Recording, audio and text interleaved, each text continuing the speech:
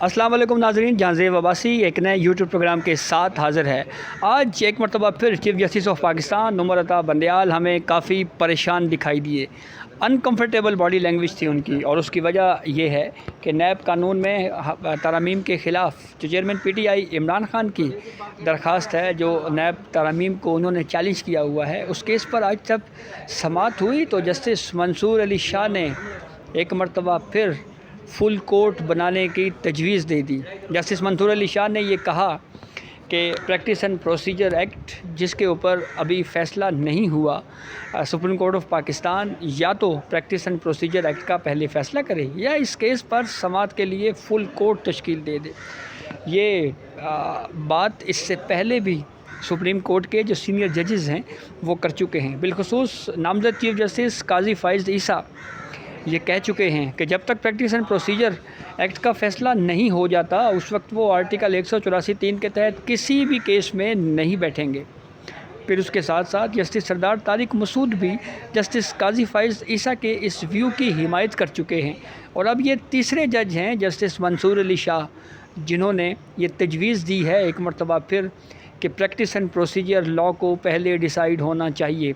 ये वही कानून है जो अभी कानून बना ही नहीं था, और बनने से पहले ही सुप्रीम कोर्ट ऑफ पाकिस्तान ने इस कानून को अदलिया की आज़ादी के मुखालिफ करार देते हुए इसके ऊपर स्टे दे दिया। 8 जजेस बैठे और अभी तक वो केस पेंडिंग चला आ रहा है, उसको डिसाइड नहीं किया जा रहा। अब प्रैक्टिस एंड प्रोसीजर लॉ है क्या? ये वही कानून है जिसके तहत पार्लियामेंट ने आर्टिकल 184(3) को रेगुलेट करने के लिए ये असूल तय किया था कि आर्टिकल 184(3) के तहत जो दरखास्तें सुप्रीम कोर्ट में आती हैं, उनकी समाअत के लिए या असखुद नोटिस लेने के लिए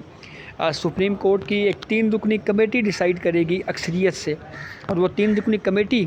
चीफ जस्टिस ऑफ पाकिस्तान उसके हेड होंगे और दीगर 2 मोस्ट सीनियर जजेस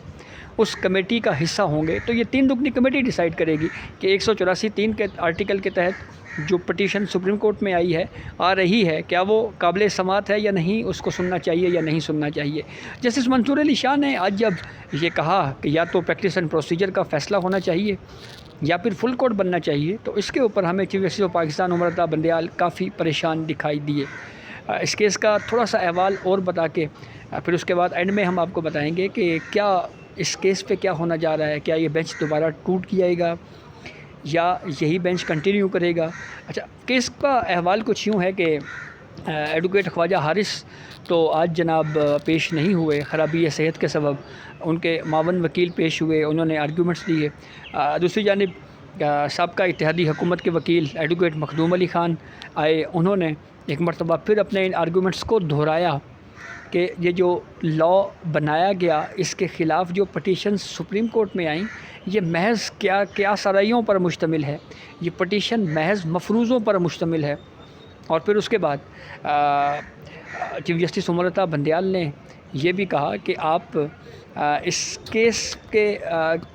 मेरिट्स के ऊपर डिसाइड होने के मामले के ऊपर आप कतरा रहे हैं, और हम इस केस को सुनेंगे। 2022 से ये केस ज़ेर समाअत है, इतनी इसकी समाअतें हो चुकी हैं। चीफ जस्टिस ऑफ पाकिस्तान ने फिर ये भी कहा कि मैंने रिटायर हो जाना है, और अगर रिटायरमेंट से कबल मैंने इसके ऊपर फ़ैसला न दिया तो मेरे लिए ये बड़ा बायस शर्मिंदगी होगा। चीफ जस्टिस ऑफ पाकिस्तान, जिनके पास अब मुख्तसर वक्त रह गया है, सितंबर के मिड में वो रिटायर हो रहे हैं। नामज़द चीफ जस्टिस काजी फ़ाइज़ ईसा बतौर चीफ जस्टिस ऑफ पाकिस्तान ओहदे का हल्फ उठाएंगे। बहुत अहम केसेस जो इस वक्त भी पेंडिंग चल रहे हैं, उसके ऊपर क्या chief justice of Pakistan Umar Ata Bandial फ़ैसला करके जाएंगे या नहीं जाएंगे, ये तो बहरहाल इस पे इस वक्त कमेंट करना काबिल वक्त है। लेकिन एक चीज़ बिल्कुल वाज़ेह है कि जुडिशरी के अंदर जो डिवीज़न है, जो डिफरेंस ऑफ ओपिनियन है, वो बिल्कुल क्लियर है, और आर्टिकल 184(3) के हवाले से उसको रेगुलेट करने के मामले के ऊपर अभी तक जो है वो इस हवाले से जुडिशरी में इख्तलाफात या तहफ़्फ़ुज़ात अगर हम कहें तो वो बदस्तूर मौजूद हैं। 3 सीनियर जजेस हो चुके हैं सुप्रीम कोर्ट के इस वक्त, जो ये बात कर चुके हैं कि प्रैक्टिस एंड प्रोसीजर एक्ट जो है उसको डिसाइड किया जाना चाहिए, उसको इस तरह से पेंडिंग नहीं रखा जा सकता, और उसको डिसाइड किए बगैर जो चीज़ें आगे बढ़ रही हैं इनको आगे नहीं बढ़ाना चाहिए। ये एक मरतबा फिर जस्टिस मंसूर अली शाह ने आज یہ آبزرویشن دی اور اس سے یہ کلیئر انہوں نے ایک مرتبہ پھر کر دیا کہ نیب قانون کے خلاف جو یہ کیس ہے اس میں جسٹس منصور علی شاہ کا کیا ویو ہوگا، وہ کیا فیصلہ دینے جا رہے ہیں۔ شروع دن سے جب سے ہی یہ کیس آغاز ہوا ہے اس کیس کا، جسٹس منصور علی شاہ ایک سوال کنٹینیوسلی پوچھتے رہے ہیں عمران خان سے کہ یہ ترامیم بنیادی انسانی حقوق سے متصادم کیسے ہیں، کیسے یہ اگینسٹ دی کانسٹیٹیوشن ہیں، کیسے اگینسٹ دی فنڈامنٹل رائٹس ہیں، لیکن اس کا مؤثر انداز میں جواب ابھی تک سپریم کورٹ کو نہیں دیا گیا۔ سپریم کورٹ کے 3 ججز 47 سماعتیں اس سے پہلے کر چکے ہیں، آج 48ویں سماعت تھی، 48 ہیئرنگز اس کیس کی ہو چکی ہیں، اور اب ایک طویل وقفے کے بعد اس کیس کو دوبارہ سماعت کے لیے مقرر کیا گیا، اور جسٹس منصور علی شاہ نے آتے ساتھ ہی بالکل واضح کر دیا کہ یا تو فل کوڈ بنائیں اور یا پریکٹس اینڈ پروسیجر بل کو پہلے ڈیسائیڈ کریں۔ فل کوڈ بنانے کے پہلے بھی متعدد بار مطالبے کیے گئے، لیکن ہمیشہ ہی یہ استدعا رد کی جاتی رہی۔ ملٹری کورٹس میں یہ استدعا کی گئی فل کوڈ بنایا جائے، سپریم کورٹ نے نہیں بنایا۔ پنجاب الیکشنز کیس میں یہ استدعا کی گئی فل کوڈ بنایا جائے، supreme chief justice of Pakistan نے نہیں بنایا۔ اور بھی بہت کیسز اس طرح کے اہم نوعیت کے کیسز ہیں جس پہ یہ استدعا کی جاتی رہی کہ فل کورٹ تشکیل دیا جانا چاہیے۔ ایون پریکٹس اینڈ پروسیجر کے حوالے سے بھی یہ کہا گیا کہ اس معاملے کے اوپر بھی فل کورٹ تشکیل دیا جائے، لیکن وہ استدعا بھی سپریم کورٹ آف پاکستان نے قبول نہیں کی، رد کر دی۔ اور اب ایک مرتبہ پھر جوڈیشری کے اندر سے ایک اور آواز ایک سینئر جج کی صورت میں ایک اعتراض یا ایک تجویز کے طور کے اوپر کہ فل کورٹ تشکیل دے دیں یا پریکٹس اینڈ پروسیجر کو ڈیسائیڈ کر دیں، لیکن یوں لگ رہا ہے کہ اب کی بار بھی یہ فل کورٹ تو نہیں بنے گا اور نہ ہی پریکٹس اینڈ پروسیجر بل کے اوپر کوئی فیصلہ ہوگا، اور نیب قانون میں ترامیم کے خلاف کیس جو ہے اس کو بہرحال جو آج کی آبزرویشن سے کلیئر ہوتا ہے، چیف جسٹس آف پاکستان نے یہ کہہ دیا ہے کہ ہم اس معاملے کے اوپر جو ہے ہم اس کو ڈیسائیڈ کر کے جائیں گے، اور اگر میں نے فیصلہ نہ دیا تو میرے لیے یہ باعث شرمندگی ہوگا۔ کچھ ایسے فیصلے جو جوڈیشری کی جانب سے دیے گئے جس کے اوپر آج بھی بہت زیادہ تنقید کی جا رہی ہے، اور یہ کہا جا رہا ہے کہ ان فیصلوں میں فل کورٹ تشکیل نہیں دیا گیا، ججز کے اپنے اندر اختلافات رہے۔ اور جسٹس منصور علی شاہ صاحب کی اگر ہم بات کریں تو وہ آلریڈی اپنا ایک ویو نہ صرف ملٹری کورٹس میں دے چکے ہیں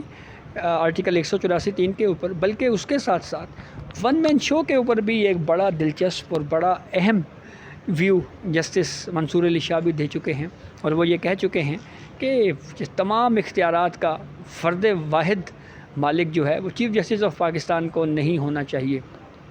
اچھا، دلچسپ بات تو یہ بھی ہے کہ chief justice of Pakistan Umar Ata Bandial صاحب ایک جگہ پہ یہ وضاحت بھی کر چکے ہیں کہ میں نے جسٹس منصور علی شاہ صاحب سے پوچھا تھا کہ یہ ون مین شو والی بات آپ نے میرے لیے کہی، تو انہوں نے کہا جی نہیں، میں نے آپ کی ذات کے لیے بات نہیں کی۔ تو یہ تو انڈرسٹوڈ ہے، انہوں نے چیف جسٹس آف پاکستان کے اختیارات کو ریگولیٹ کرنے کی بات کی ہے کہ اس اختیار کو ریگولیٹ ہونا چاہیے۔ کیا یہ regulations chief justice Umar Ata Bandial جب تک چیف جسٹس ہیں ہو پائیں گی؟ نظر تو یہی آ رہا ہے کہ نہیں ہو پائیں گی۔ تو دیکھنا یہ ہے کہ جسٹس قاضی فائز صاحب جب چیف جسٹس آف پاکستان بنیں گے تو وہ اس معاملے پہ کیا حکمت عملی اپناتے ہیں۔ تو یہ اب تک کی اپڈیٹ تھی جس سے ہم نے آپ کو آگاہ کیا۔ بہت شکریہ۔